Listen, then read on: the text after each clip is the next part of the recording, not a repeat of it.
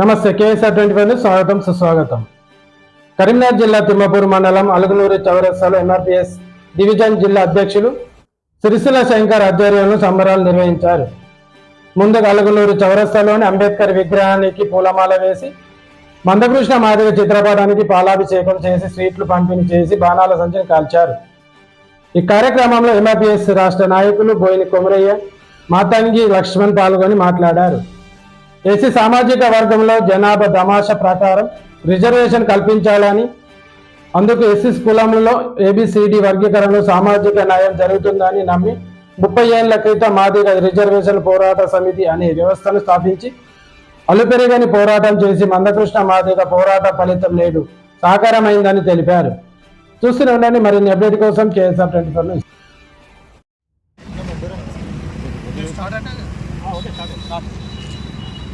1994లో మాదిగలో జరుగుతున్న అన్యాయం దృష్ట్యా ఆవిర్భవించినటువంటి మాదిగ రిజర్వేషన్ పోరాట సమితి ఆధ్వర్యంలో షెడ్యూల్ కులాల రిజర్వేషన్లను ఏబీసీలుగా వర్గీకరణ చేసి మాదిగలకు న్యాయం చేయాలన్నటువంటి పోరాటము గౌరవ మందకృష్ణ మాదిగ గారి సారథ్యంలో ప్రారంభమై 30 సంవత్సరాలు దాటినప్పటికీ మరి చివరిగా న్యాయమే గెలిచింది. నిన్న సుప్రీంకోర్టులో ఏడుగురు జడ్జీలు కలిసి చేసినటువంటి తీర్పు ఏదైతుందో మాదిగ జాతికి పూర్తిగా న్యాయం జరిగిందనేటువంటి విషయాన్ని మేము భావిస్తున్నాము. గౌరవ మందకృష్ణ మాదిగ గారి ఆధ్వర్యంలో అనేక మంది మాదిగ విద్యార్థులు మాదిగలు ఎంతోమంది బలైనటువంటి సందర్భం ఉంది.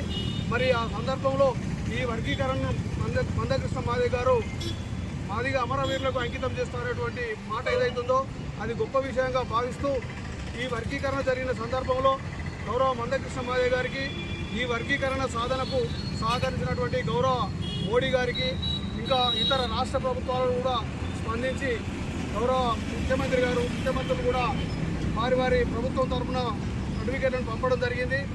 ఈ వర్గీకరణ అయిన సందర్భంగా వర్గీకరణకు ఎవరైతే సహకరించారో వారందరికీ మాదిగ జాతి పక్షాన తప్పకుండా మేము కృతజ్ఞతలు తెలియజేయడం జరుగుతుంది. మాదిగ రిజర్వేషన్ పోరాట సమితి ఇక్కడ ఏబిసిడి వర్గీకరణ అయిన సందర్భంగా ఉత్సవాలు జరుపుకున్నాము. అంబేద్కర్ మాల వేసి మందకృష్ణ మాదిగ గారికి పాలాభిషేకం చేసి స్వీట్లు పంపిణీ చేస్తాము. అందుకు వచ్చిన వారందరికీ